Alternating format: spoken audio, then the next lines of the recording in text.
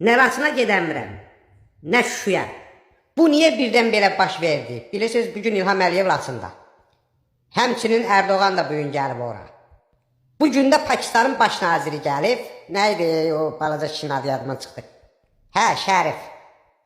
Mən yaddaşımı Şuşada qoyub gəlmişəm. O balaca kişi dediyim o boyda Pakistanın baş naziridir. İndi bugün onlar Laçında belə qardaşlıq görüşü keçirirlər. Mən nə qayıram? Heç saat burada oturmuşam sizə çənə döyürəm. Nə qayıracam? Mənim əlimdən dayından belə nə gəlir?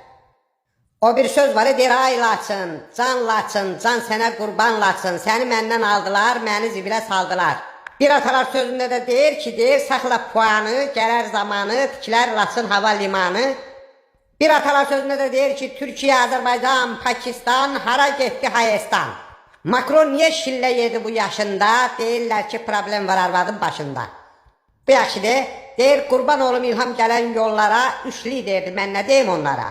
Bu 5 ildə nələr gəldi başıma, son zamanlar Makron gəlmir xoşuma. O bir yaxşı misal da var, deyir ki, nə işin vardı bığırda, puan gələ səni çığırda, sən burada aşot danışmağa haqqın yoxdur, başa düşürsən, lap belə əcəb eləyirəm. Deyir, Kolluq Qarabağ istəyənin tankı Qənimətlər Parkında gərək.